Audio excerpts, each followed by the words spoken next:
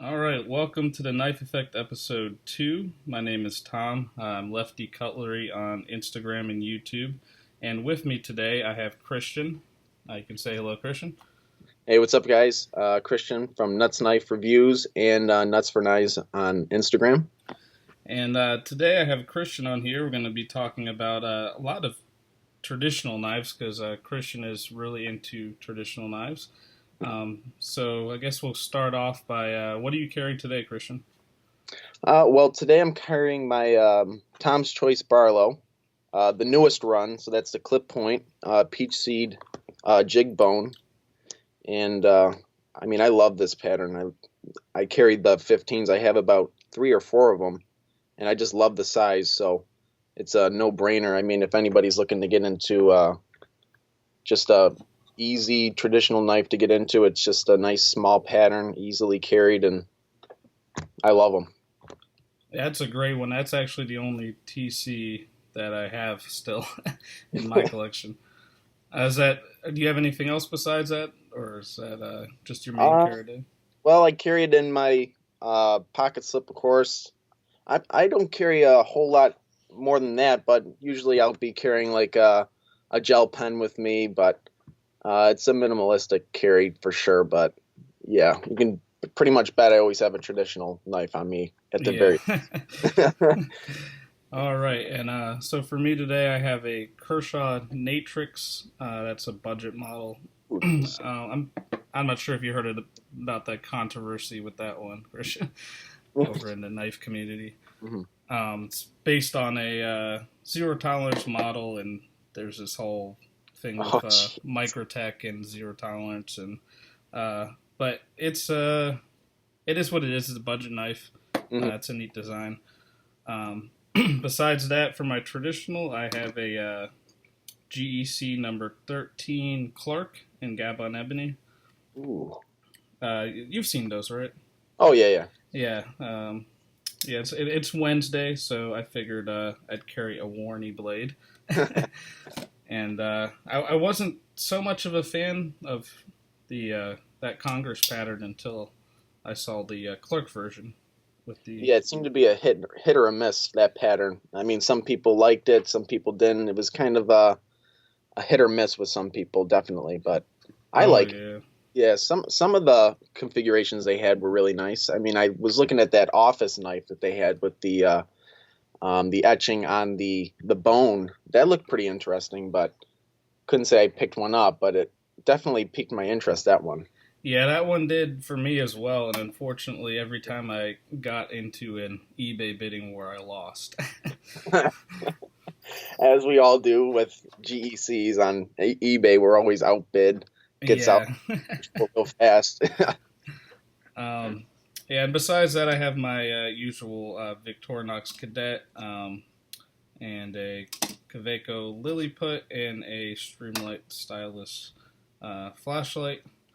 Nice. And I think just like you, I usually carry my traditional in a pocket slip. I'm using the collector knives pocket slip for my GEC today. um, yeah, so I guess let's get into this. I think when we were talking beforehand, we were talking about the idea of talking about these modern companies getting into traditional knives. Yes. Benchmade. Uh, Yeah, One we were really talking about because they were just announcing, I think, when we were coming up with the idea to do a collaboration, and now it's of course come out. And again, I think that was hit or miss with some people. I think it's gotten some mixed reviews I've seen from knife reviewers and just users alike. So, now, have you picked up a proper or plan to, or? um, I was going to, and then I mean, I just seen it seems to be more or less people um, not liking it as much as I had anticipated. So I can't, I won't shell out the money for something that not a whole lot of people like. I'm kind of that way. I don't have a big enough budget to go into something and then lose out and not be able to sell it off or anything like that. So no, I have not picked one up. Yeah, I get you there. I think one of the things that bothered me the most on the video is that it didn't seem to have a very good walk and talk for a traditional. Hmm. It didn't seem to have a very good, I guess, backspring. I can't remember exactly what it was, but it didn't seem like it had that what you were expecting out of a traditional. Yeah, and I had watched the video from I'm gonna insert a YouTuber in here, Toad Sticker. I had watched his Hmm. on it, and that is exactly right. I mean, he bashed that knife. I mean, and um, he does a lot of work with customizing knives and everything. So he's definitely um, he knows what he's talking about when he takes apart a knife. He knows how to try and tune it to its best capability, but he just could not get it, and he just couldn't get it tuned right to where it would actually function properly. And after that, I mean, it kind of scared me off. I mean, I hope they take another swing at it for sure, but I don't know. We'll see. I'm hoping. Yeah, I'm sure that the first attempt isn't going to be the best. Yeah. And So I would definitely trust Toad Sticker's opinion, yeah, considering um, his background yeah, yeah, and who he's learned from. yeah, yeah. So So that's Benchman. I know, was it Rick Hinder? I think had a announcement about slip joint. yes, they had. I had seen at some show they had unveiled an XM18 slip joint, which I mean, this thing just looks.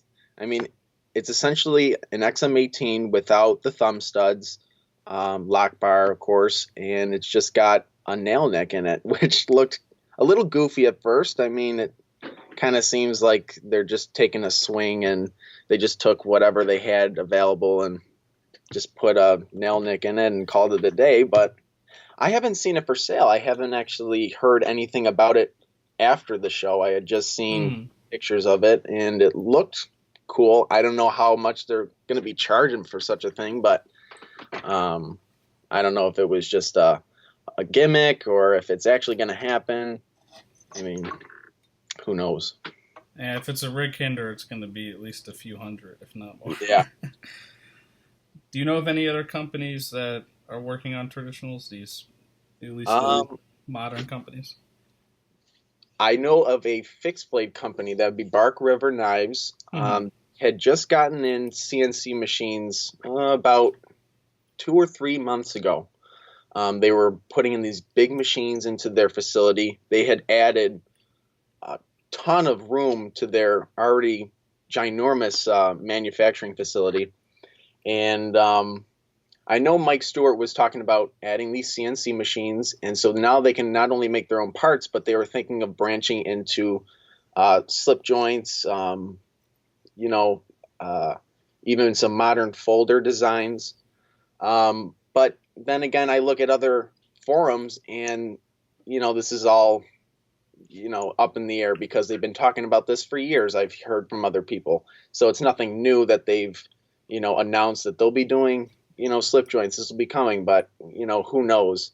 I'm really hoping for it, but I know the last time I looked, I was on Facebook about a couple days ago, and I had seen someone talking about it, and Mike Stewart, who for those of you who don't know, owns and operates and is the founder of Bark River Knives, came out with a statement saying that they're in the prototype stage for most of their knives, trying to get the fitment right, and they're actually trying to go for Great Eastern cutlery. So that's a really, really, I mean, as well as I do, Tom. I mean, Hmm. that's really high bar to try and hop over. So if they can do it, I mean, hats off to them. But that's a tall order to say the very least. But Now, have you ever had any Bark Rivers? again, no, I have not branched into fixed blades too much again because I'm always looking at Great Eastern. Hmm. Um, I'm in this tailspin right now where I'm always looking at the next pattern. I'm always buying that, and then I Yeah. look at this next knife and I go, I'd like that, but this pattern's coming out, and it's terrible. It really is. It's a sickness. It's a sickness. Yeah. Well, I have a few Bark Rivers, and if they can do what they've done with fixed blades with traditionals or folders, I mean, Hmm. uh, they probably can compete with GEC if they can come to that fit and finish with what they do right now. Um, Yeah, it's hard to say because that's a whole different market. yeah. But oh my gosh, I can't. If I were to choose any fixed blade, I mean, I would choose a Bark River just because of, I mean, their warranty is spectacular from what I've seen, and I've seen it firsthand. Again, on Facebook, you can go on there. They have a group page that I'm part of, and it's more or less me just drooling over people's knives. Some guy went through a fire, and this knife was part of the house fire. He somehow found it in the ashes, and he posted it and asked Mike if there was anything they could do about it. Mike took the knife, they ground the blade, and then finally came to the realization that it was not going to be salvageable because there was just too much pitting in the blade. Mhm. So they sent him a brand new one and Wow. asked him if he wanted a different handle or something like that. And no, I just want the same one. They sent it out to him and he posted it, 3 or 4 weeks later, brand new knife. I mean, what other company really does that? I mean, Yeah, exactly. very few. So if they can do that with traditionals, I don't know if they would, but if they could do something like that, a similar warranty, oh my gosh, that would be incredible. And I would be waiting in line with a handful of cash. Hmm. And So, one thing I've been wondering is that I think that Derek Bone over there at Knife Ship Free has hinted at the idea of another traditional, but with super steel, not 1095, but he wasn't hinting at that it was going to be through Queen. So I'm wondering who he's planning on working with to get that done. yeah, I mean, we all hope it's Bark River. I would love to see. I think that's the Indian River Jack. They were talking about another run of them, Hmm. but I'm not sure. I think he even said that it's not going to be Bark River. So I think we're all in a tailspin again, thinking, well, what other knife companies out there? Who's going to be doing these? Um, Again, if it was Great Eastern, I'd be really impressed because Bill Howard over there, who is the founder of Great Eastern Cutlery, owner, he's very hardcore traditional, Hmm. doesn't like to work with modern steels. Hmm. And if he were to concede and start dabbling in modern steels, that would be really awesome. But if it's if Bark River really is doing this knife, but I could have sworn I had seen Derek say, no, they're not going to be doing it either. If Bark River is doing it, though, that'd be really awesome as well. It'd be a nice knife for them to get into to start off with. Hmm. Have you handled any of the Northwoods that are from Queen by chance?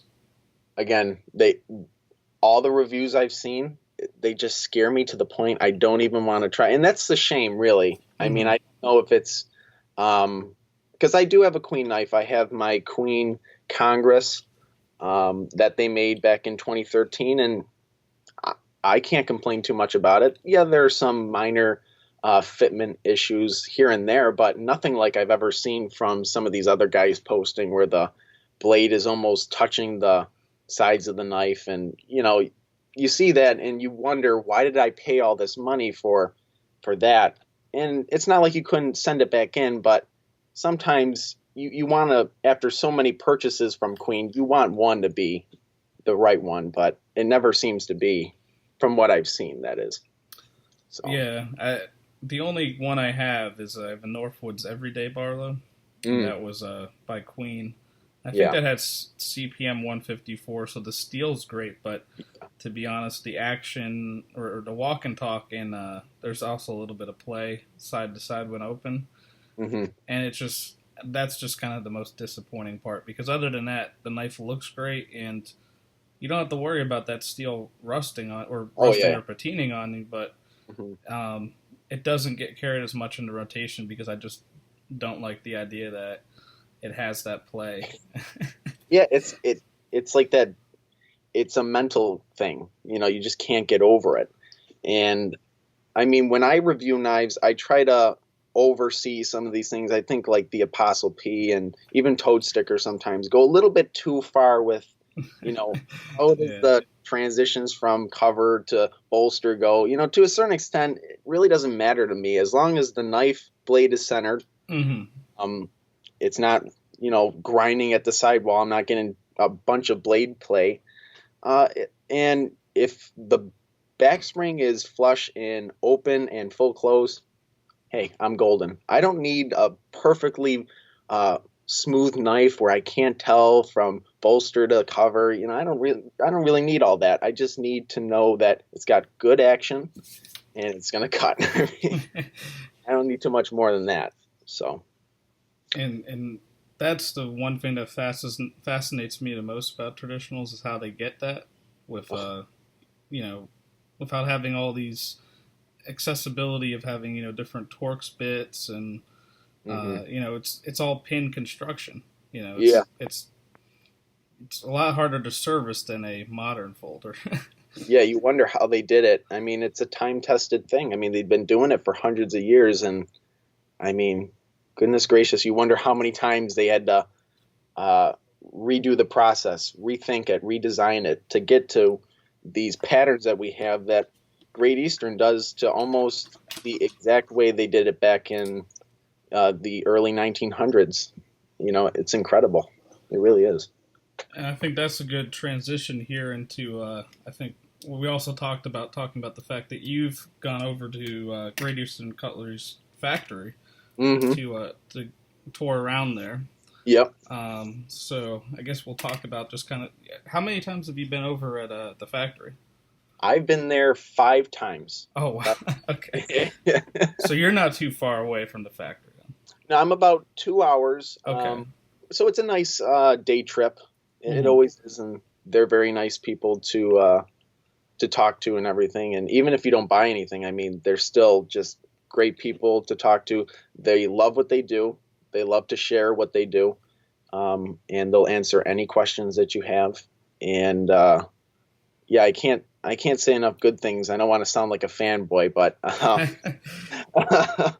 but yeah, I remember the first time I went with both my cousins, and we were originally case guys. We Hmm. come from the case cutlery world, where we're like cases the end all be all of pocket knives. Oh yeah. Yeah. And then I had watched a couple of YouTube videos on this company called Great Eastern Cutlery, and I just thought to myself, what is this company?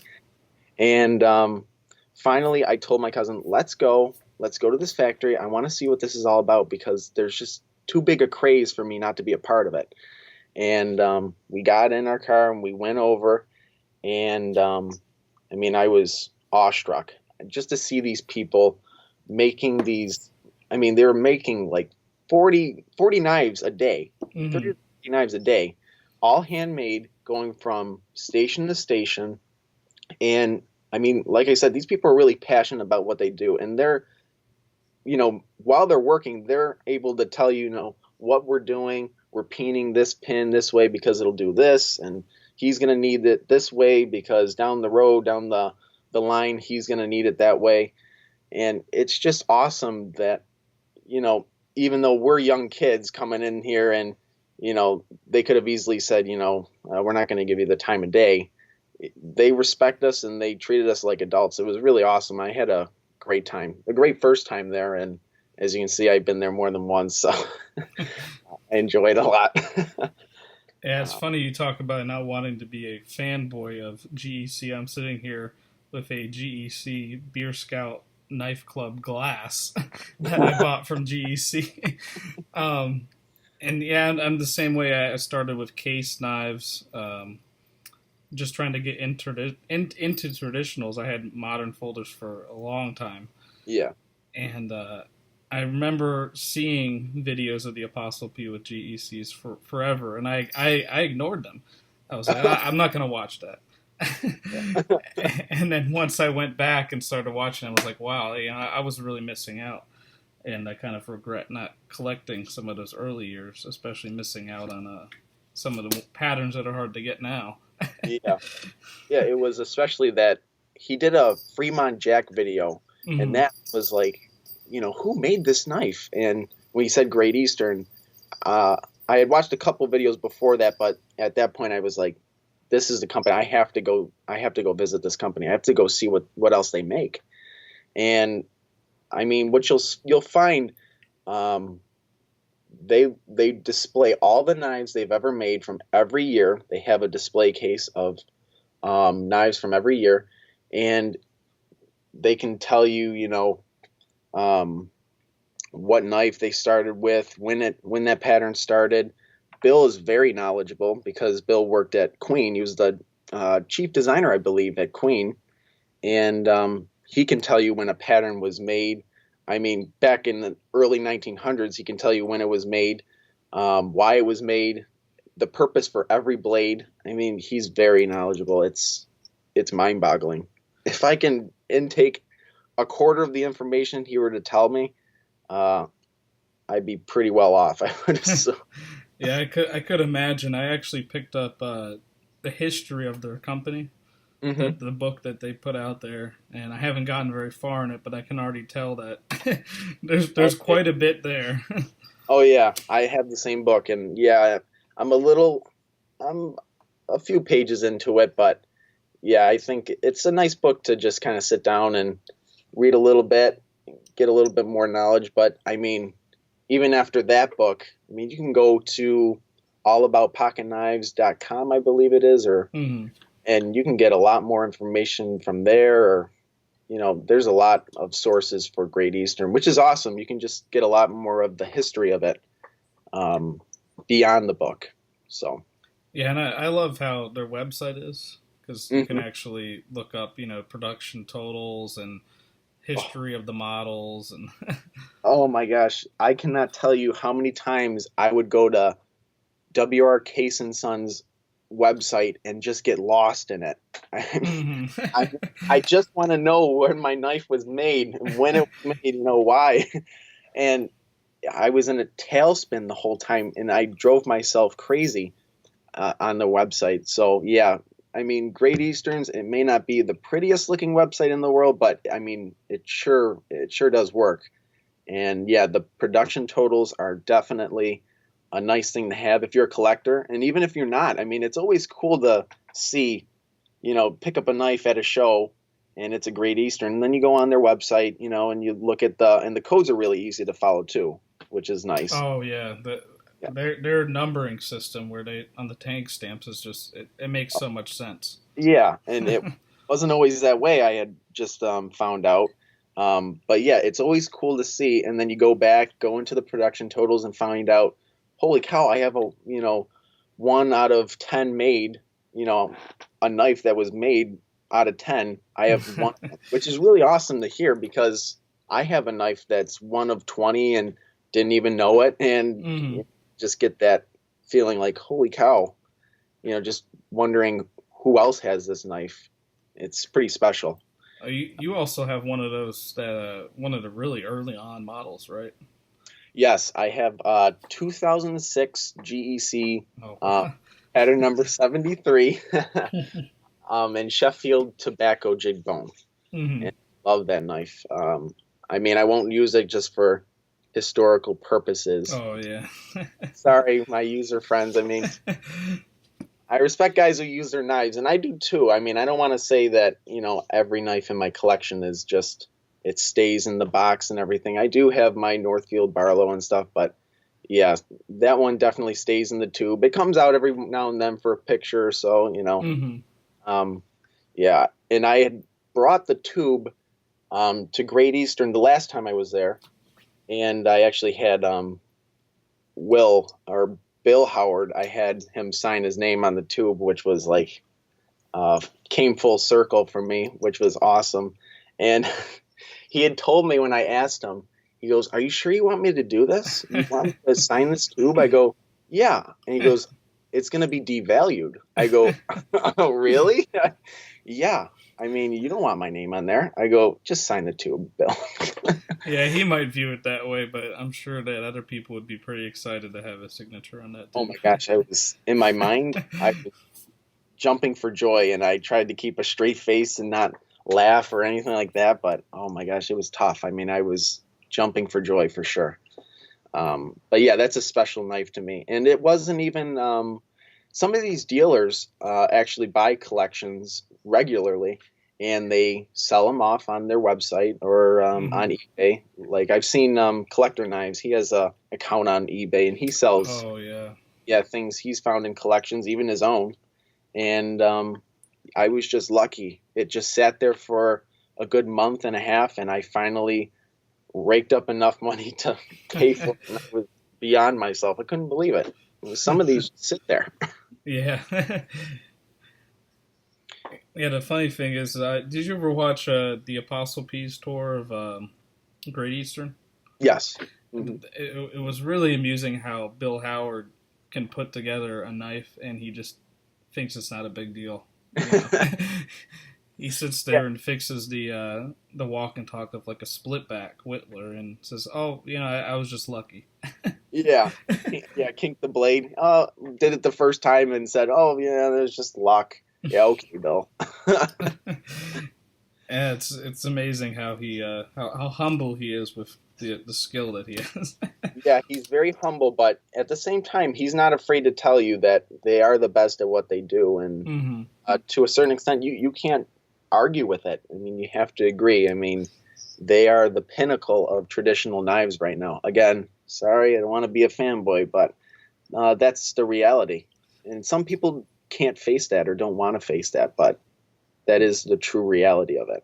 Yeah, it is true. And I remember I started collecting some case knives, and I was really impressed by it. But once I had my first GEC in hand, I was like, "Wow, this is fit. The fit and finish on this is so much better than the Yeah. case knife. Even though the case knife isn't bad, but Yeah. it's I mean, yeah, granted, I have some case knives that I wouldn't complain too much about their quality, but is it to the quality standards of a GEC? No, they're not. And really, I think it's Randy Johnson at Johnson's Knives on YouTube. I think is oh yes, solo knife reviews. I think yeah, yeah. solo reviews. I think he made it quite clear. He goes, "This is a $50 GEC," and it was like the Sodbuster pattern. Hmm. He goes, "This is a $50 GEC knife. Look at this," and it had excellent walk and talk. And then he goes, "Look at this like $70 to $80 case," and it just had mushy walk and talk. I mean, it just was weak compared to the Oh GEC, yeah. and that just anytime someone says, GEC isn't the best, case is, I just kind of point them in that direction. I go, "Look at this video and you tell me." I mean, and it's like I said, it's sad. Some guys just don't want to admit it, but mostly it's the guys who are heavy into customs and they're in this mindset like GEC is somehow a custom knife maker. And that's Hmm. just, I mean, are GECs pretty good with quality? Yeah. I mean, but there are some things that if you're going to get real nitpicky, yeah, there are some things that are wrong that there's no way that they can compete with um, custom makers like Tony Bowes or Dr. T or Evan Nicolaitis of Essex Knives. I mean, there's just no way. You just can't compete with the time that these guys have to make a knife, as opposed to Great Eastern having a month to get the 13 pattern all set and done, and then move on to the next one and the next one and the next one. I mean, they really are. They have a good schedule, and that's another thing. Their production schedule is actually pretty. It's pretty on point, I must admit. I mean, they are on schedule for a lot of different things. Sometimes they throw a knife in there every now and then that you're like, you just didn't expect, but they do a pretty good job of keeping everything on time. Oh yeah, and you can't argue the value. Oh, God. Like $100 or so, or depending on the model. I mean, you're comparing that to the customs. I mean, I got an email alert from Essex Knives, Mm-hmm. a Beer Buster Junior. It was like Mm-hmm. $850, Oh, oh, and yeah, it looked great, and it had Damascus steel, and it's I think one of one, but yeah, you compare that, you get $100 GEC for an eighth of the price. yeah. I mean, there's just there's no comparison there. And these guys just cannot get over it, and it's sad. And to a certain extent, I say, okay, then don't collect them. More for me and my friends. Less competition. I mean, but I mean that really is it. Like you said, 1/8 the price of a Beer Buster Junior, which it's got great quality. Don't get me wrong, but at the end of the day, some of us want to use that knife, and some of us want to collect that knife, and you don't want to have $800 into, something like a knife. Oh. I don't. I respect the guys who can and have that money to spend on such an item, but I don't. And like I said, if these guys want to go out and pay that price, that's fine. I mean, more Great Easterns for me and you. And they're getting harder to find, it seems. Yeah. Yes. It seems. Yeah. Oh yeah, it seems like ever since I've started collecting Great Easterns, more and more people have been trying to get Great Easterns. Yeah, I mean, just look at this 66 calf roper pattern they did. They haven't made that knife since 2014. 3 years ago. I mean, 3 years to abandon a pattern and then all of a sudden just come back to it. I mean, holy cow. I don't know. They must do it on purpose. They must know that the value of their knives just goes through the roof. I mean, these eBay prices are mind-boggling. I just saw a Northfield Barlow, the newest run with that match striker pull, clip point, copperhead, saw cut bone. I saw it go for $350. And how much was that new? Probably 100 from like, I mean, thank goodness these dealers don't just jack up the price, because they really probably could, and people would probably pay it. I mean, honestly, but thank goodness, there are some good guys that deal Great Easterns, and they just have the right price on the knife. And I think $100 is just a great deal for a Northfield Barlow. That's how much I paid for my spear point and I got my sheep's foot bladed 77 from a GEC show, but the spear point I paid $100 for it, and I love it. It's my EDC knife of choice. Yeah, they're just such a great value. I just can't get over that. Yeah. I guess getting back kind of on topic here is so when you went to go tour the GEC factory, how easy is it to just go take a tour of their factory? Like, do you have to sign up or anything? Nope, you just walk in. You could stand there like me and my cousins did, gawking at everything, and then someone will eventually come up to you and either ask if you want to go into their store or if you'd rather go through the tour first. And we went through the tour first and then went to the store. But yeah, it's very easy. I mean, you just walk in and no signing up or anything. You can just show up unannounced. I do know they have times for it though. I think this kind of they just won't do them anymore, which is they want to try and get their work done. I mean, but I think that's on their website as well. They have the times, which they all did. Now they may have changed it, but it was super easy. Just walked in and they gave us the tour. And they don't charge for tours or anything? No charge. And actually, when I think about it, they gave out these pins that say I've toured Great Eastern, and I haven't gotten one yet. So I'm gonna have I might have to go again. Now, when you're at that factory, what processes of making a knife do you actually get to see? Do they let you see everything, or is there some things that keep secret? They can show you everything but bone jigging and dyeing. That is the only thing that is a Great Eastern. I was going to say Bill Howard, but he's got his guys working there, of course. I don't know how he keeps them quiet about the secrets of it, but yeah, that's the only process you can't see. I mean, I think if you were to ask, you could go into pretty much everything, go into the room where they're actually peening all the rivets onto the knife. And obviously you can't see the hafting. I mean, you can see it, but you can't be up close because, you got a buffing wheel and so on and so forth. That's too dangerous for us all to be in there. But they have windows that look into everything. The building is actually an old metallurgy office. Oh, I didn't know that. Yeah, and Bill told us that I mean, when he saw this property, he just knew right away this is where I wanted to be because you can literally look. It's a big square building, and when you first walk in, there's a glass inner square, and it looks down into a pit. And the Mm. pit is where they grind their blades. I'm not sure if it's where I think it's actually where they do the tang stamps as well. They do it all right there. And so they do all their blade work, and then it's so cool. It goes up this little, like little bucket elevator that they have up to the assembly process, and they start assembling the knife. But yeah, you can look into where they're doing the blades, and then at that point, it goes up to the ground level, and then you can start to go and look into the windows of the other rooms where they're doing each process to the point where by the time you go clockwise and make full circle, by the time you get to the end, that you have a fully assembled knife that goes into its, famous GEC wrapping paper, goes into the tube, and it's ready to go. I mean, it's incredible.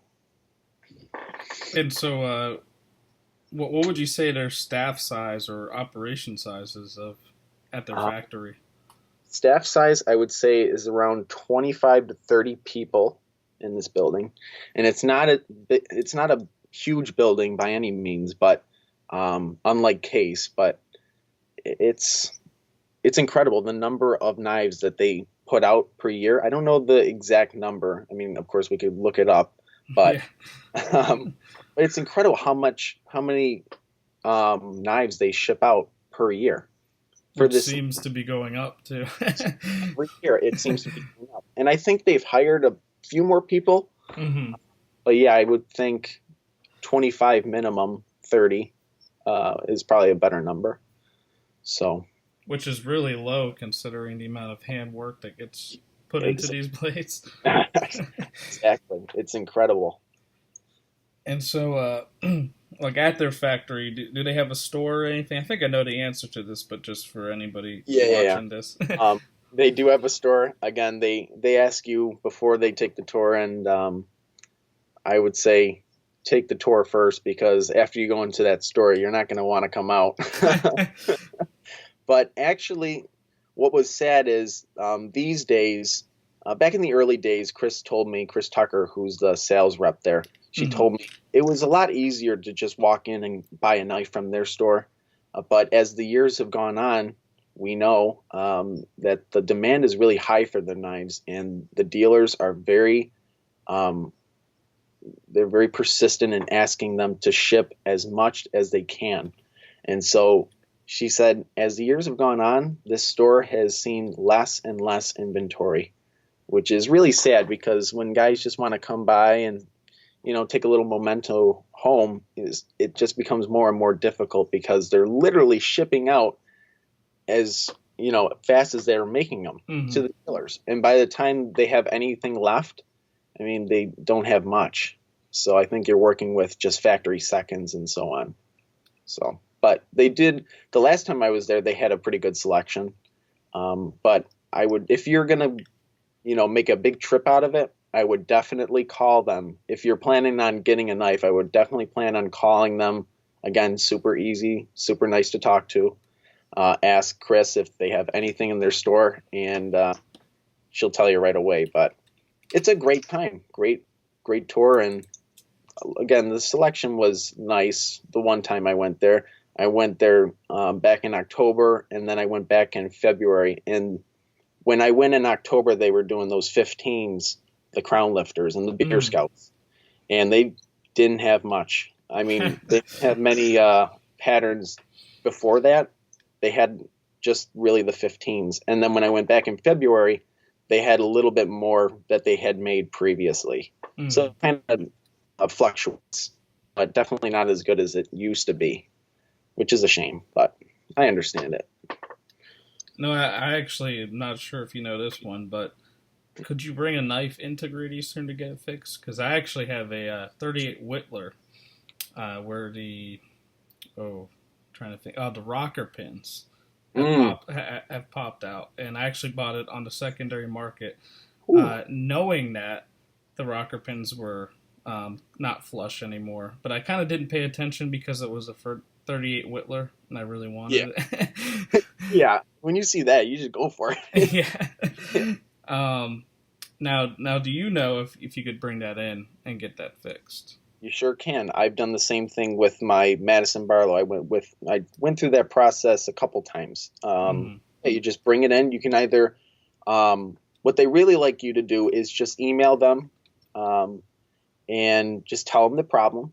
Also, put it on a sheet of paper what it is. Let them know, and then you know they'll go through the whole process with you, what they want on that sheet of paper, and then you just put it in a box. Sometimes even they'll, if the problem's really bad, they'll even give you a shipping label, and you just send your knife out, and it takes a little bit to get back to you, about 3 weeks, and they fixed every one of my problems that I've ever had with a knife. And I think I've had 3 or 4 problems, and each one has been fixed, and the knife is working beautifully. Well, that's So good to know. yeah, Yeah, I wish I could go up to the factory. I plan to at some point, but for me, it's about 6 hours away. that's a little bit more than just a day trip. Yeah, Yeah, and I've tried to justify it, trying to figure out what else is in the area to, yeah. to look around, but it's a pretty small town, it seems. Yeah, well, I had just found out because I am going to be going to the Great Eastern Rendezvous that they have every year, which is like a little tiny knife collector slash knife user get together. Um, they're going to be having that, and right down the street is Queen Cutlery as well, Hmm. literally right down the street. I mean, um, and I just learned that Queen that same weekend also has a Queen knife show, and it's Oh, ginormous. I think it even spans beyond Queen. That's how big it wow. is. So I think I'll be taking a stroll over. I've never have because I mean, once you go to Great Eastern, you're gonna walk out with a knife, Yeah. and you're not gonna have any money left. And what's the point of wasting Queen's time if you're not gonna, take anything seriously? So, um, but I am gonna go by there. I'm gonna see what it's all about. Probably bring my camera and get some footage of that because it's gonna be my first one. I don't know how I've gone this long without going to one, but this time I've taken off of work. I am going there. I am gonna meet people. It's gonna happen this time. Yeah. So overall, what would you say your impressions are of Great Eastern's factory? Um, it was very nice. Uh, I mean, the area is a little bit iffy. Their surrounding area. Hmm. Um, I don't know how it used to be, but Titusville is. Some areas are really nice, and again, you can take a walk, and it's a nice community. And it seems that their community where they're at is just a little bit iffy.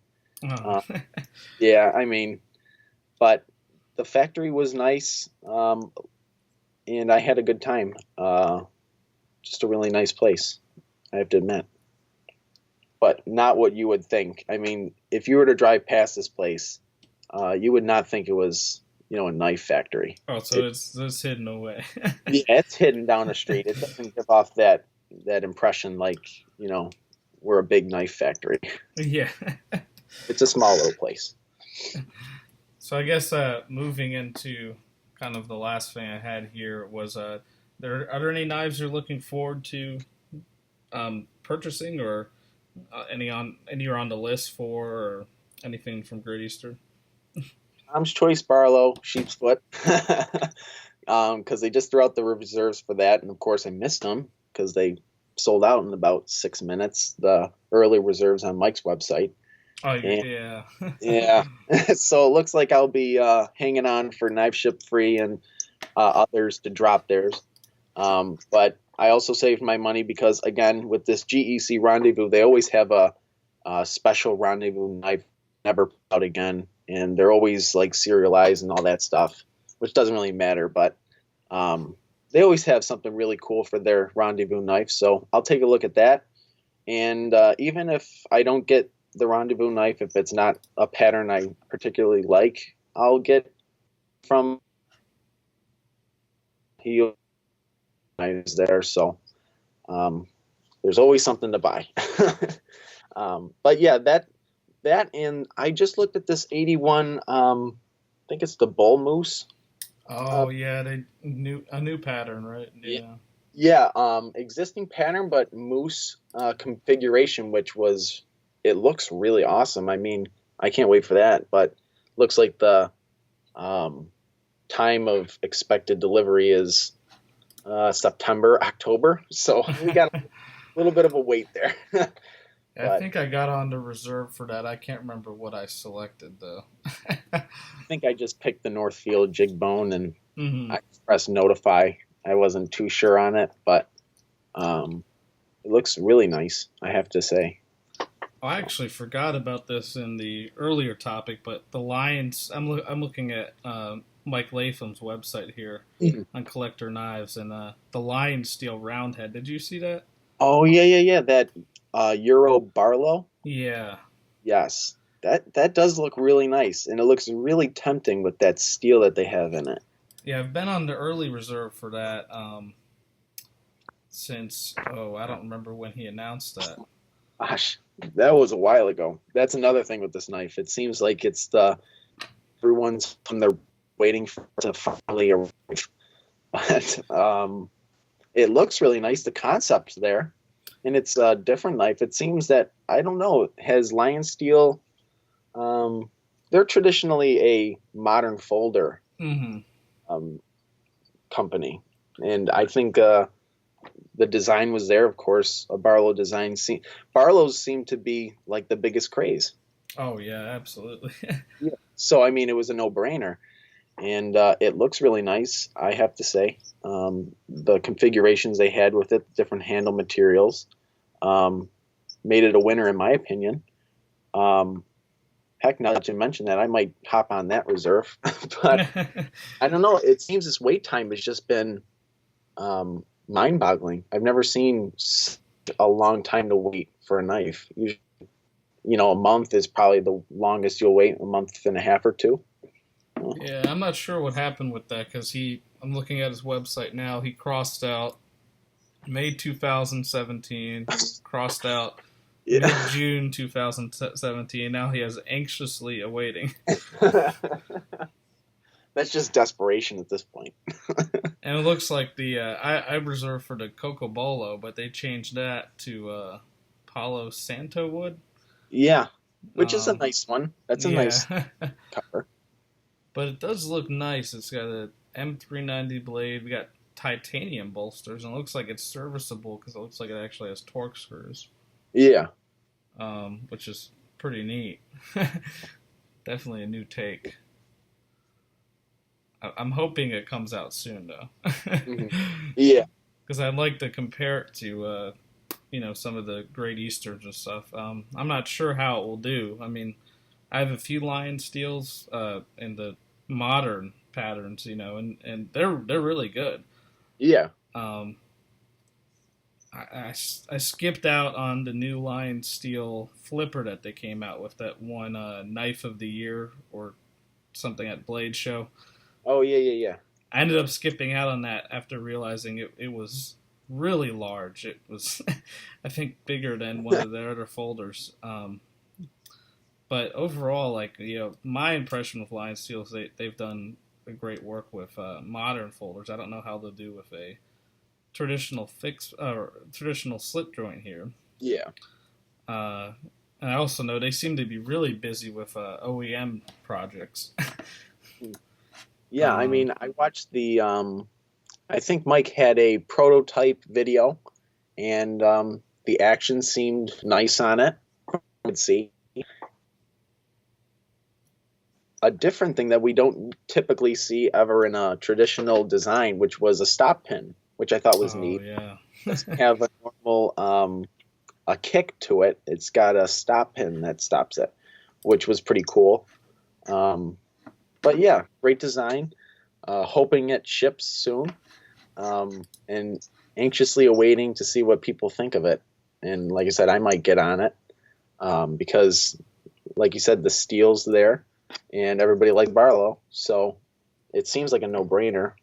It's just when is it going to ship? now, did you get on the reserve for the 25 Barlows that they announced? No, but I know a guy who's gotten quite a number of them, so I'm assuming if he's gonna let some go, I might get on it. I think you can still I think the Titty and I think yeah, it's the Titty, isn't it? You can still get a early reserve on. So Let's see. I'm are they pulling locked? up the everything's locked in right now. Oh no. Yeah, every single pattern he has there is locked in apparently. Yeah. Did he update his website, Mike Latham? He had a new way of doing the early reserve. Yeah. I think that was done with the 15s, the TC Barlows, and I Yeah. can't remember. I thought I had an early reserve for the Northfield unexcelled Ironwood of the Mhm. 25, but I was going back on my emails and I couldn't find it. So either I deleted it or I didn't get it. Oh my gosh. Yeah, I mean, again, I look at Facebook and there are a lot of guys complaining about this new system. I mean, they just couldn't figure it out. Mm-hmm. Even I didn't get a notification saying that they were ready to be reserved. So I completely missed it. And like I said, I guess I'll just have to wait for the normal drops to come by and not get cart sniped like you do at Northwoods drops. So we'll Yeah. see, especially with TCs. I mean, it's just all out brawl to just get it. So we're gonna see there. Yeah, the new way we're gonna see. I guess I can just retry on another pattern, see if I get Mm-hmm. it. But Did you see the 35 Churchill announced? I did that. You know what? That is another knife I was looking at, and I Mm. think I do. I have a reserve on the Northfield. I think it's that jungle acrylic. Yeah, that's what I think. I put a maybe on that. I wanted to see what the acrylic looked like. Yeah. I tried doing a search to see if they'd done a jungle acrylic before, but I couldn't find anything. Hmm. So I'm wondering what that acrylic actually is. Yeah, I'm maybe for that as well. But um, I think acrylics for handle materials are definitely they're it's a big oversight for a lot of collectors, a lot of Mm-hmm. collector users alike. I don't think people really give it a chance. And I did this year. I bought a 54, I believe, Stockman Mm-hmm. in that looking glass acrylic with the mother of pearl underneath, Oh yeah. and it's beautiful. I love it. And I looked at the tortoiseshell because when I had gone to the Great Eastern factory the first time, they were making those beer scouts with the tortoiseshell acrylic, and I just thought, who in their right mind would buy this? I mean, it's the ugliest looking stuff. Yeah. I just never gave it a chance, but I would tell anybody who is iffy on it, give it a chance. And in the end, I mean, if you don't like it, this is what I need to really tell myself. If you don't like it, you can always sell it. You don't need to be terrible about selling it. You don't have to overcharge it. You can Mm-hmm. just sell it for what you paid for it, and you'll get your money back. I mean, there's no doubt about it. Yeah, they all hold their value pretty well.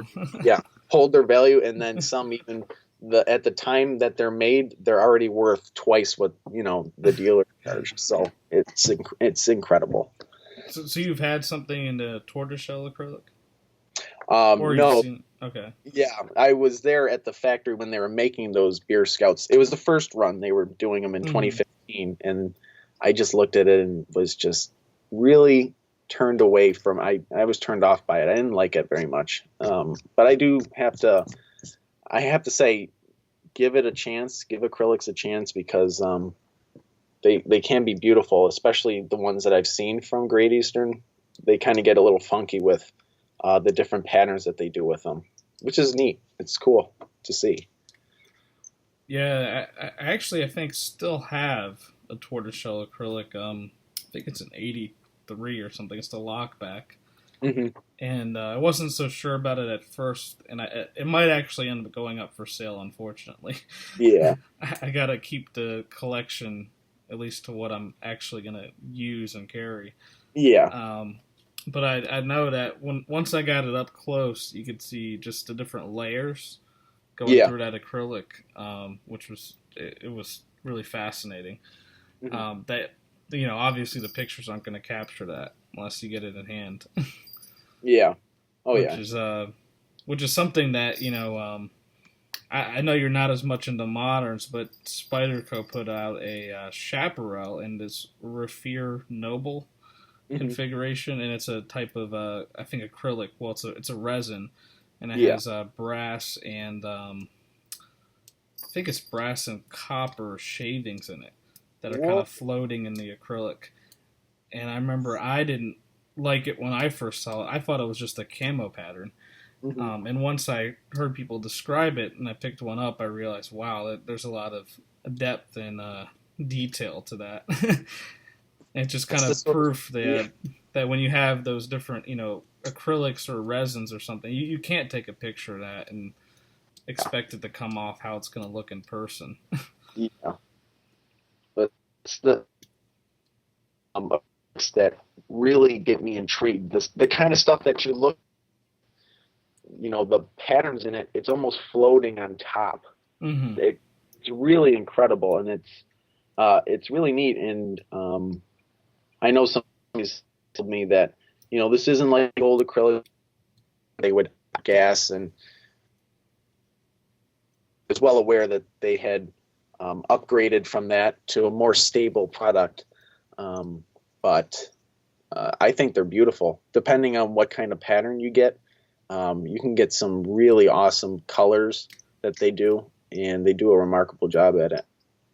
And something I still haven't pulled the trigger on is an abalone knife. Oh yeah, yeah, yeah. Oh, me too. But and they very yeah, often seem to be far and few in between. Even this 38 special that they did, I don't even think that was genuine abalone. It looked more or less like a looking glass abalone. At least that's how they portrayed it. But then in some pictures, it looked like the stacked sheets, yeah, which, I think you're right. I think it was stacked. Yeah. yeah, yeah. But I mean, I guess put it out as looking glass abalone, and then you look at, yeah, some of these Instagram pictures I've looked at show actual stacks of them, Hmm. which, I mean, it's beautiful. Again, you really can't go wrong with abalone. You always get your own personal, um, really gorgeous pattern out of it, and I just haven't gotten it on the right pattern yet. It's the 38s. The special wasn't particularly a nice looking knife in my mind's eye, but um, I know some guys liked it, but it just didn't do it for me. I was looking for more of a, like you have a 38 Whittler. I was hoping they'd just put those back out again, maybe with a Warncliffe main, like a traditional Whittler's supposed to have, but they didn't end up doing that, which was it kind of bummed me out, but that's just the way it goes. You can't get everything. But Yeah. Well, they had I think Warncliffe on the Geppetto Whittler, wasn't it? uh, yes, yes, I believe so. Hmm. Yeah. Yeah, I have one 38 special, and I was a little disappointed because even with just the clip blade, it's not quite the same clip design as what was in the 38, um, which was a really nice clip. Yeah, it was like a muskrat clip, which I'm already not a fan of. Which, I mean, I was gonna bring this up to you. I mean, we looked at those 74 stallions and the Hmm. Heartland clip, and at first, I mean, that blade really, threw me off. There was something about when Rob unveiled this pattern, it threw me off. I didn't like it very much. And as I started seeing, of course, at that point, I wasn't going to reserve one. It didn't pique my interest. And people start putting pictures out of it, and I love it. And so I bought one, and I saw your video on it. And I mean, I love this blade shape, but they made it a genuine muskrat out of it for the special. And it's just too elongated. It just kind of looks too odd for me. So it just wasn't something I was into, sadly enough.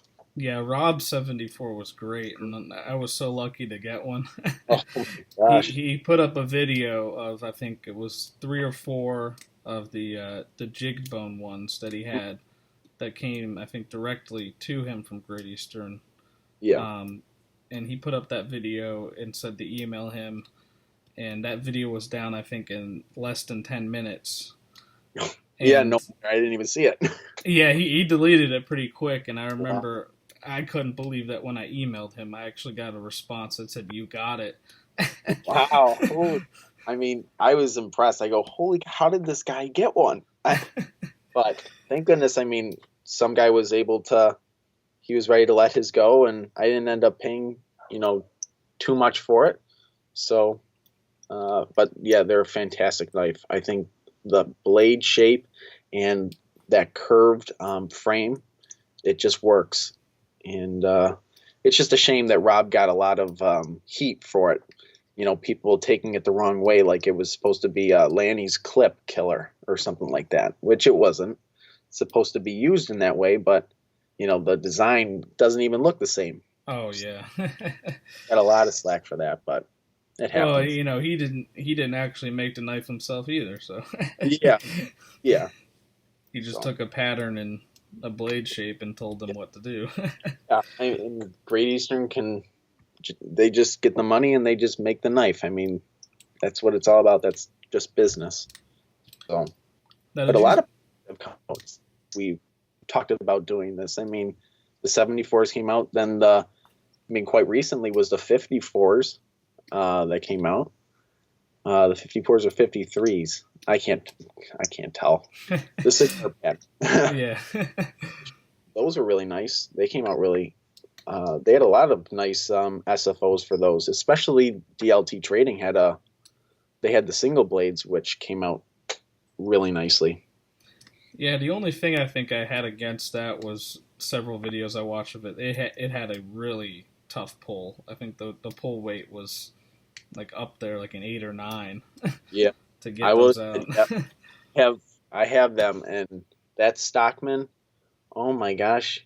I mean, just plan on opening it maybe once, because that one time you open it, and choose your blade carefully, because you're not going to want to open another blade, because you won't even have a nail left after you open it. I mean, it's hard, and I've oiled the thing to the point where I won't do it anymore. I just won't open it because I don't want to lose a nail. Now, do you use mineral oil or?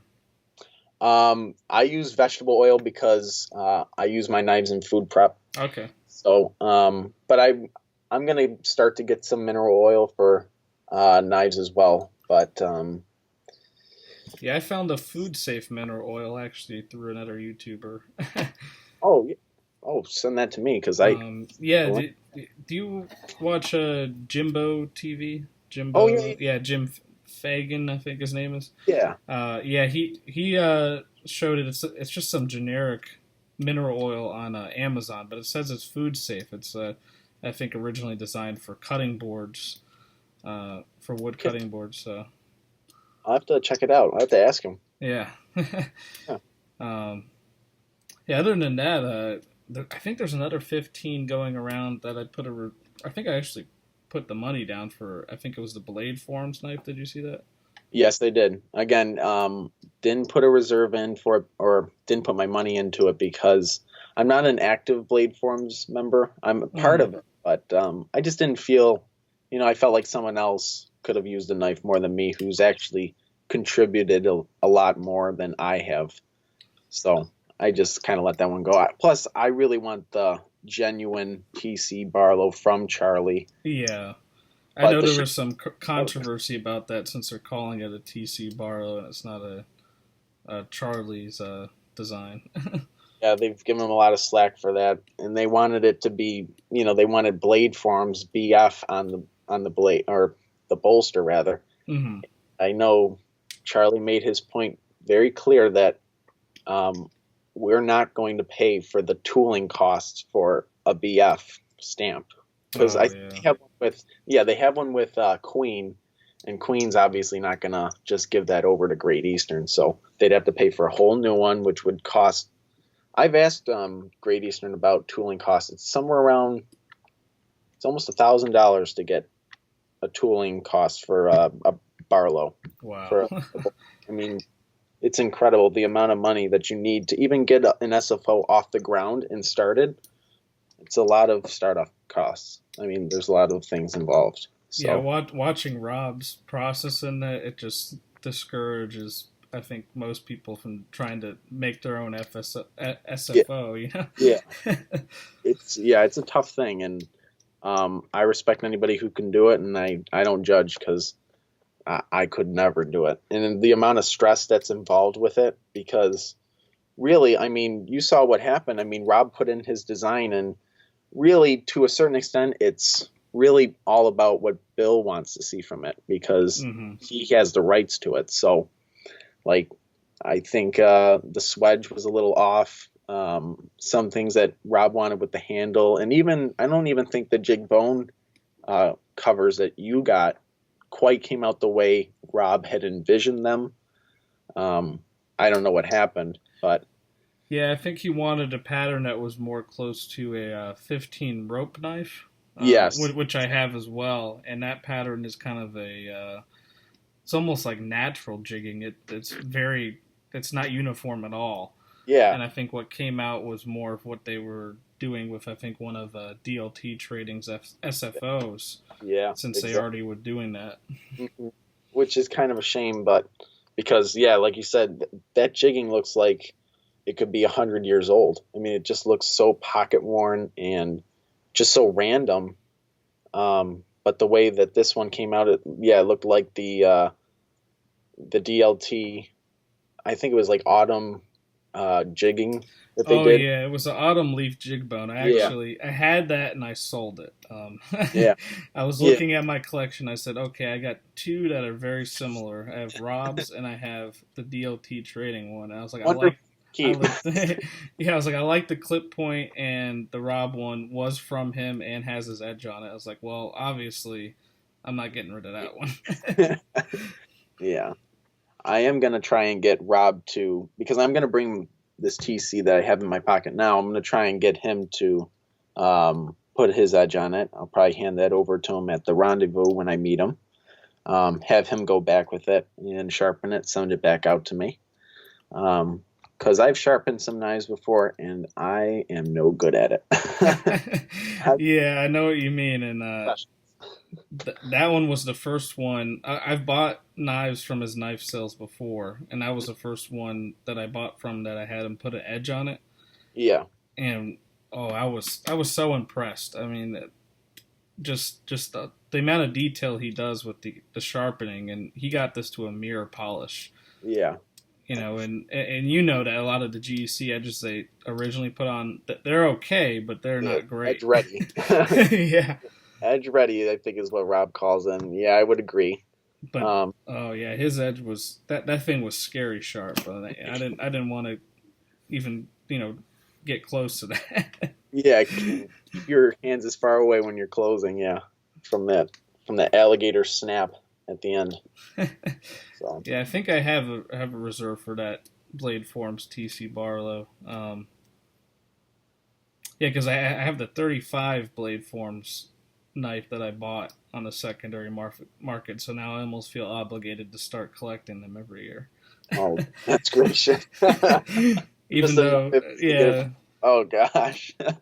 even though at Well, this point I think at on Blade Forms I pretty much just go there just to look at the sales or sell anything, but I kind of avoid any of the discussion threads just because yeah, of you what get sucked. happens. Oh, yeah. I mean, I'm actually waiting on a. I think I mentioned this in the first episode I did. I'm waiting on a knife from a knife maker who tried to work with Bark River. Oh, His name yeah. is Brian Evans, Hmm. and he ended up getting Bark River to refund his money. I think they're just too bogged down with their own production to Yeah. make someone else's knives. Um, Yeah. but this guy, he's not a full time knife maker, Yeah. and he's trying to get an OEM to make his knives for him.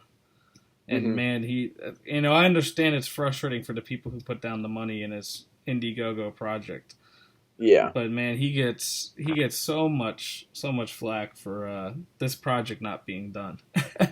Yeah. It's sad. I mean, knife guys, I mean, for the most part, are really good hearted individuals, but it just seems that when you go on blade forums and even on this I go on some Facebook groups. I mean, you just find some viciousness Oh in yeah. some people, and it's yeah, you just don't want to be a part of it. I mean, even I've been part of a like being called a fanboy. I mean, I've just been piled on, and it's like, can't we just talk it out or something? I mean, we don't have to have a hissy fight over it, but I mean, it happens and it stinks. So yeah, I try and stay away from it as much as possible. But mostly, I mean, all the guys I've ever talked to, you included, are just good-hearted individuals, just looking to share, the passion we all have, and I have a good time. I've been a part of the community, the online community for almost a year now. It'll be a year in August. Yeah, it'll be a year in August. So I've enjoyed every minute of it, really. So Yeah, and you're right about that. I mean, there are some of those people out there where they're trying to, you know, get their way or possibly scam people out of knives. But yeah, I definitely agree with you there. It seems like the majority of the people out there are out there helping each other, and I've noticed if someone jumps in some of those social media platforms and tries to cause a problem, there's usually a lot of people backing up the person that's in yeah. the right, which is it's a nice thing to see. Oh yeah, yeah. So, but yeah, I mean, the TCs, I will say, for that Blade Forms knife, it does look really nice. I think the idea to have micarta, it's just a little bit different, something that Charlie, of course, would never do as part of his traditional ideal for a Barlow. But Mm. I think it's a great looking knife. I think they picked the right one. They picked the right frame to go off of it because, like I said, it's a nice small frame, easily pocketable. Barlows are time tested knives, and they're just a craze right now. Oh And yeah. yeah, and what color did they end up going for with the micarta? Is it natural or? I Uh, think it's a natural micarta, which is kind of interesting because I don't think I have anything in natural micarta yet. yeah, I think it's beautiful. I think that's I'm always looking at Bark River knives, gawking over them, and every time I look for a configuration, I always go for like natural micarta because it's just such a nice neutral color, just a nice, nothing too crazy, um, but yeah, nice looking knife and nice looking handle that they have on that TC Barlow for sure. And it's kind of amusing how you say that Charlie doesn't want to do micarta in his runs because it's more new material, Yeah, and you're looking at that as mostly at least a lot of the modern companies view micarta as an older material. yeah. Really, I mean, yeah, I mean the Westinghouse micarta, that's really old stuff, and Hmm. I mean I'm sure it had to have been used on some models. I mean, I'm learning, things about old knives every day. I mean, even things like they used to put coined or lined liners on knives back in the day. They used to be really dressy.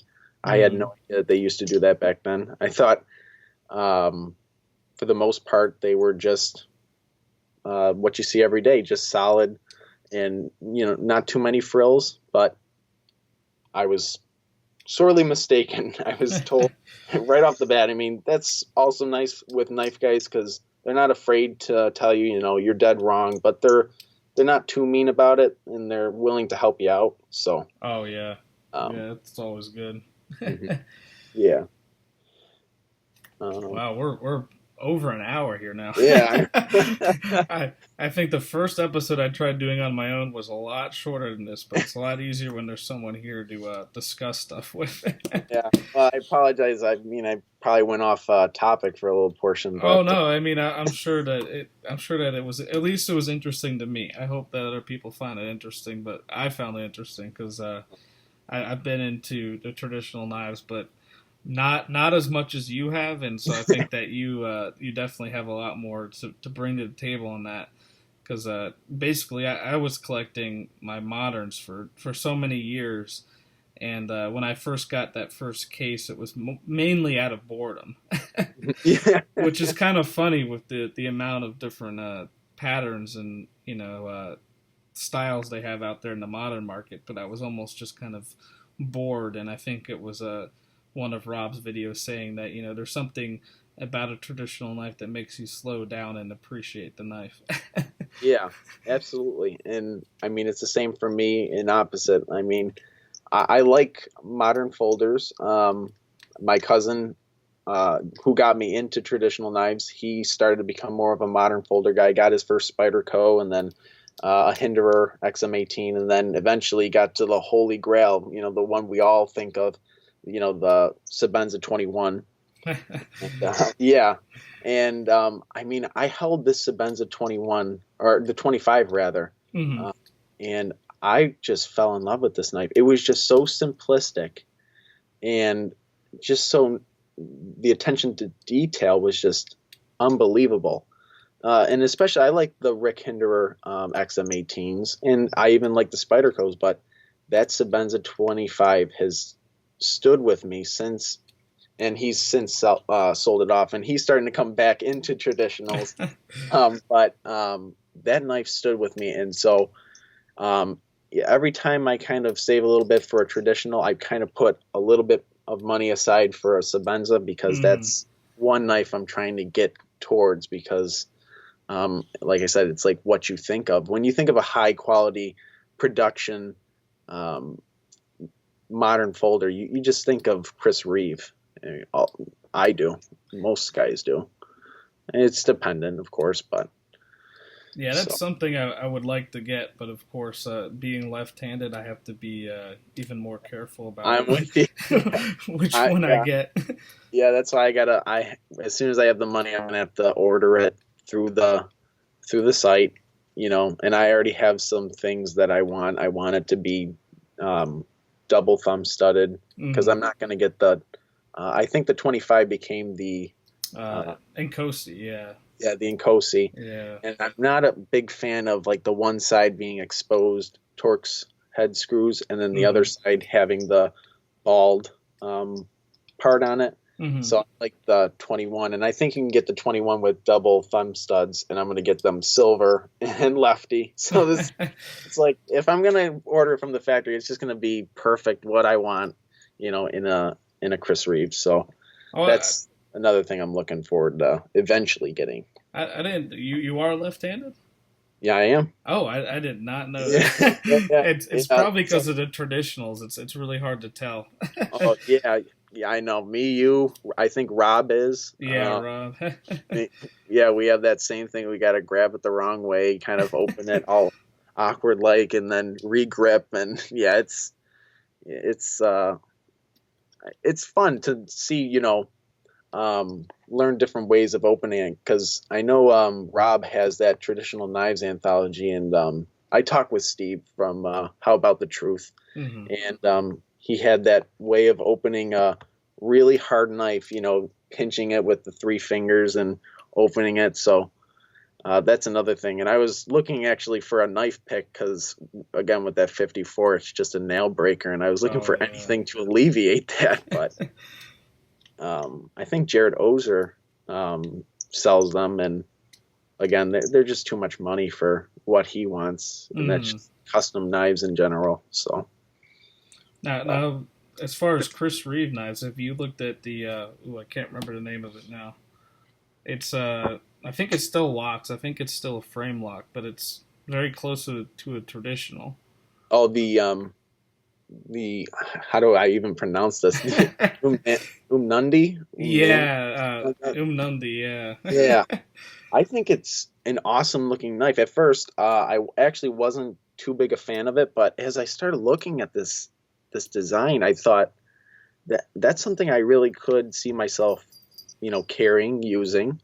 But I think at this point, if I'm gonna spend, because I think that knife starts at like what, 300, almost 400. Yeah, that's my only reservation. I think the least I've seen it was like 375, which and I mean, at that point, I'll just wait another $100 and I'll buy its bigger brother, and I mean, I'll just carry my TC Barlow next to my Sebenza 21, and I'll be a happy-go-lucky guy. Yeah. I'll come full circle in my EDC, and of course after that I'll start buying some pens and so on and so forth. But Um, yeah, I think it's time that I get into a modern folder. But for me, I've always had that mentality where it's, if you're gonna buy something, try and buy the best thing you can. And even though, because like you said, Kershaw is making a great product for, you know, a very good price, a very cheap price for what they're offering. And I think guys like myself, graze over that. We kind of look at Kershaw and we laugh and we snicker, but Mm. they they do make a hell of a product from the videos I've seen, and some of the Instagram guys on here and YouTubers alike making videos on them. They seem to have a good product, which I'm not sure. I could have sworn I had seen for a while. Some people were kind of iffy on Kershaw, and it seems that they really have a good product that they're putting out now. So Yeah, and it's a hit or miss with them. I mean, they have production overseas and here, and mhm. if you get the USA made stuff, it's always better. Yeah, And of course they have their zero tolerance line, which is usually always good. yeah. And that's one thing that's always, I've wanted a Chris Reeve for so long, but Hmm. I've gotten certain knives in my hand from Zero Tolerance or Lion Steel, like they have the Lion Steel TRE, Hmm. and there's, they're still expensive, but they're so much less than the Chris Reeve that, Yeah, I still want the Chris Reeve, but it's almost hard to justify. yeah. I can understand that. I mean, I look at some of these zero tolerance knives, and of course, with my checklist of what I'm going to buy, I mean, Made in USA is pretty high up there. I mean, I'm kind of a snob in that way, Hmm. um, but Chris Reeve, I always look at the price, and I think they start at like, I think it's 350 for a small 21 and 400. Correct? Hmm. Wrong there. I think you're right. Yeah. And at that point, I've seen zero tolerance knives for, I think I've seen them start at around 200, 250, and Hmm. then they can, of course, everything goes up from there. But then it comes to that point for me where it's, again, do I wait, to get 200 more and, get that Sabenza like you've always wanted, or do I kind of go with this other one? And us being lefties, it also makes that, another challenge. So, but Yeah, since a lot of the Chris Reeve lefties don't seem to be on the retail sites that often. no, no, they don't. So again, that's where you have to order direct, and then I gotta wait, and I probably forget about it. But then it'll be awesome when it comes here because it'll be like a big surprise to me. I'll have forgotten I even bought it. um, but yeah, that's something again on my list. It's hard with Great Eastern. They're always putting out these awesome patterns, and I'm always finding myself juggling my EDC Hmm. fund, saying, "Oh, I shouldn't get this. I should be putting some aside for this." But damn it, give me the knife. I can't handle this anymore. I mean, these 66 calf ropers. I almost called Great Eastern. I almost called Chris and told her, send me the, I think it was like the Autumn Gold Jig Bone Tidiu brand 66 that they had. I was like, Hmm. send me one right now. But I held my tongue. There's that 15 Barlow that I'm looking for, that rendezvous knife. A Sabenza 21 is kind of on the outskirts right now, but um, those are two of my definites. I need another Barlow, and I need to get that rendezvous knife. So Well, if Great Eastern wasn't releasing them as fast as they do, you might not have a problem. But unfortunately, uh, they're so good at keeping on production schedule that it keeps us on the edge of our seat here. yeah, yeah. Oh my gosh, but and I think that's good. It's good for guys who use them. Good for guys who collect them. Um, Hmm. you always have something that nobody else has. They only make them once, which again kind of stinks for us because you look at it and some guys, we just want a pristine knife, and odds are with the earlier runs, you're not going to find a knife in pristine condition that goes for a good price. It just won't happen. Yeah, even with the Vipers weren't the 47 Vipers weren't made that long ago, Yeah. and I had to settle on one that had a little bit of patina, which I removed with flits. But it's hard to find one that was in pristine condition, especially with that pattern, where it's more of a working knife anyway. Yeah, I know, and I'm waiting on the teardrop jack from Great Eastern. Uh, I think, yeah, the 85s, the Oh bullet. yeah, the 85. I'm waiting on those. I'm waiting on a Viper as well. I mean, when I see those in the production schedule, of course, that's when I'm gonna start getting my money ready. But um, as for what I can see on the horizon, which is this 15 Tom's Choice Barlow and this Rendezvous knife, those are the two that I see myself getting. But I've been telling myself for a while, if I see an 85 run coming up in the production schedule, everything kind of goes on hold for right now, and I'm going to wait that out till I see them, come to the dealers and so on and so forth. Yeah, I had 385s at one point. Oh my gosh! And I ended up just sticking with the Bloodwood single blade, which has the kind of bulgy spear point. Oh yeah, yeah.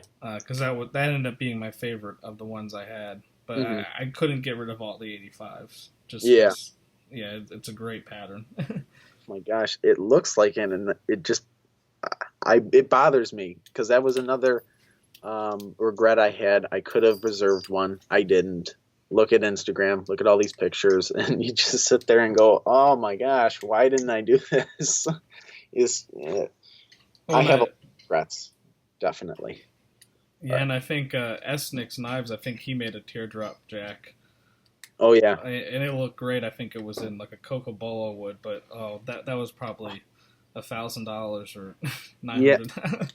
yeah. Which I mean, I'll just dabble in that for just a sec because I've been talking to a lot of knife guys about these custom guys who, to me, I can't justify their price. I can't justify $800 Beer Buster Junior. Mm-hmm. I can't justify a $600 over native. I just can't do it. I don't see why guys. To me, it should be sell your knives for a price that is easily affordable and go by volume. And I know, obviously these guys take their time, but it seems like in this latest video I've seen with the Apostle P, he interviewed Evan, and Yeah. Evan to be very convinced that he can get this process down to where instead of making two knives in a certain amount of time, he can now make five. Like he made 5 Beer Buster Juniors. I had seen that knife you were talking about, and it does look beautiful. But I'm not going to shell out $850 for it. I don't care what you got to pay for. I don't care, what equipment you have to pay for. That can all come with time. I would say I don't know why these guys think as soon as they can make a knife, they can charge these outrageous prices for them. It just has never made sense to me. So that's why I kind of stick with the production knives, even though to a certain point we're kind of settling for 1095, and I know some guys really like it, and I do too sometimes. Mm-hmm. But this TC Barlow I have in my hand right now, I purposely got one to use and one that I want to stay shiny forever. And it just kind of aggravates me that I think that's the only thing that aggravates me about Bill Howard and Great Eastern is they just won't dabble in any modern steels. So these custom guys can, to a certain point, charge what they want because, I mean, who are you going to go to? Queen? Firsthand right now with your everyday Barlow. I mean, what happened? I mean, Derek got he got hit pretty hard for that one, and he tried to sell them as best he could, and word got out from Solo's Knife Reviews, his video on them. He really ripped into them, Mm-hmm. and it's just a shame. I really wish that Great Eastern would dabble in modern steels, but it seems with the market the way it is right now, there's not enough of a reason to even do it because the love is there. People just go crazy for these patterns, and if nobody's willing to say this is what your customer base wants, which is fine. Yeah, and the funny thing is that I would like better steels in the 1095, but I mean I got stuff in these super steels like M4 and M390, but honestly I don't think I'm ever gonna push those steels to what they were designed for. Yeah, So I think that in many ways I think people want those traditionals and those super steels just for the sake of saying they have it. Not that they're ever going to push it to that limit. I think it always comes down to me where it's that 7306 knife that I have in 440C stainless. Mm-hmm. We don't see a whole lot of patterns being made on that GEC platform anymore. It seems to be Titty-Utes and Northfields seem to run Great Eastern now. They've kind of completely abandoned the GEC name, and and Northfield seem to be pushing GEC along. And of course, we saw with the what is it? The bull? It's not the Bullbuster. What was it? The Farm and Field line went away from 01. Yeah. They went from they left 01 and they went to 1095. And I mean, even the Farm and Field knives don't really come up as often as they used to. Of course, we're now getting this. I think it's this Ranch Hand or something. This newest one that they're making on the 35. Oh yeah, the 35. I still have the website pulled up here. Calf Pen. That's it. Yeah. And I mean, it looks pretty nice, but I mean, it just seems like they're kind of straying away from their own line of stainless steel. And I know, me personally, I like 1095. Don't get me wrong, but sometimes I like a knife that I can use and not have to say, okay, as soon as I use this, I have to wipe it off. Even D2 would be nice. D2 every now and then in a run that's a nice cutlery steel that was made. I think Queen was one of the first cutlery manufacturers to actually introduce that steel and use it in their products. So it's time-tested steel. I don't know why Bill has such a problem on using it, but like I said, nobody seems to be speaking up and saying anything, so it's not so much of a big deal, which I guess it's fine. Yeah, and I'm at that point where I worry so much about that 1095. I carry around a microfiber cloth in my EDC. Yeah. I usually leave that out in my EDC pocket dumps or anything, just because I don't want to admit that I get that worried about the blade, but it would be nice to not worry about the 1095. Yeah, I mean, I have that Queen Congress, and that's made in D2, and I've gotten that knife. I've cut a couple things with it, not a whole lot, but it was nice to know that I could cut something, and I had a bigger window than 1095. As soon as you cut this, you better wipe it off, or else you're going to go back to it and you're just going to have a rainbow effect all over the blade. You have a bigger time slot with D2, and I think that's also something that Rob and Evan were talking about, and that they're going to start using. Hopefully they can bring that price down. The steels and so on. Maybe different steels will a lot better price tag that I can feel comfortable actually putting out the money. But that was actually one more thing I wanted to say is, while we were talking about these custom makers, we also thought of some custom makers that I can see paying that kind of money for it. Like Gene Wiseman is a custom knife maker, and he starts at $300, which I don't think is too bad. I'll have to look that up because I haven't heard of him. Yeah, he is. I think he's been making knives for around 3 or 4 years. And he's a great guy to talk to. He's always trying to better himself. So he's never really satisfied with what he makes, which is good because, as time goes on, you just get a better and better product, which the product is good. And he specializes in D2 only. That's all he uses, which at first I thought, I'd really like something that's, truly all stainless. with a bigger window than that, but I've seen now firsthand what D2 can do. And you know what? It makes sense to me. I mean, he can make anything you want. Starts at 300. I asked him about a Lanny's clip, which again, this is another thing I just do not want to add it to my EDC budget. You might have to. I mean, I juggle that price in my head a lot, and it just makes a lot of sense. But a bolster, metal bolster, Lanny's clip, he quoted me at $350, which I thought, oh my gosh, if I had asked that of Evan Nicolaitis, probably would have been looking at 1,000.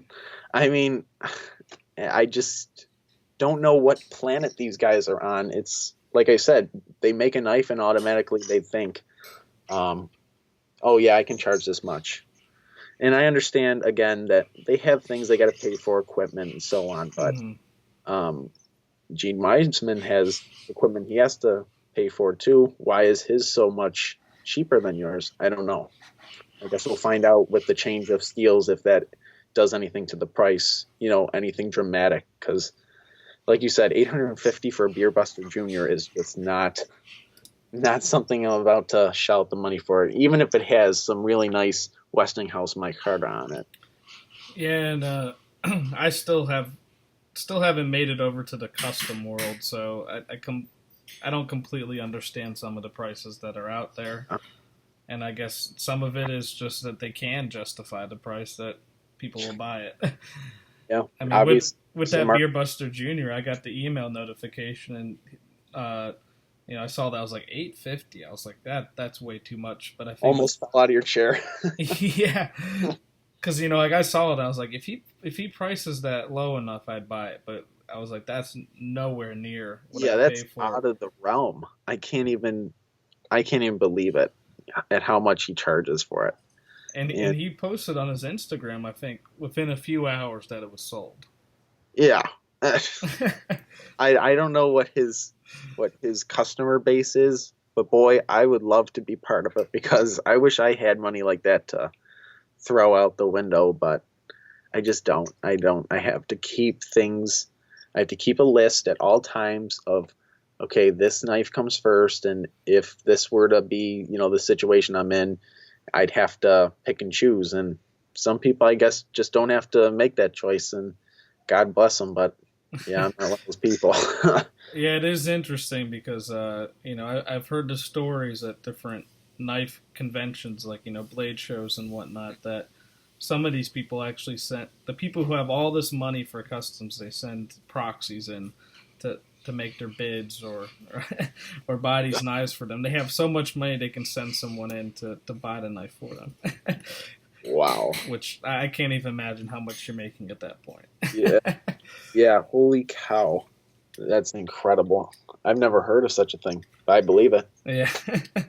My gosh. Well, Christian, we're approaching almost an hour and 40 minutes. I think that if anyone is still listening to this by now, they must really be enjoying this discussion. But I do appreciate you coming on here today. Absolutely. And definitely learned some more about GEC that I didn't know, and especially traditional knives in general. Well, thank you for having me. I mean, I know we've been planning on doing this for a while, and it's just been a lot of hit and miss, but glad we finally got it together. And yeah. So I got to go through and try to figure out timestamps to put in for this, so people don't have to, if they don't want to listen to every single part of this, they don't have to. Yeah. Yeah, I'm sure one of them will be just blabber at one point. Yeah. But well, again, thanks for coming on, Christian. Thank you. Hopefully I'll have this up soon. All right, sounds good. Thank you. Everybody listen to this at this point. Thanks for listening, and if anybody else wants to join in one of these discussions, feel free to either leave me an email comment or a comment in the video, or email me at leftycutlery, or contact me through Instagram. Again, Christian, where can you be found? I can be found at Nuts for Knives on Instagram, and Nuts Knife Reviews here on YouTube. All right, that'll be it. And everyone, thanks for listening in.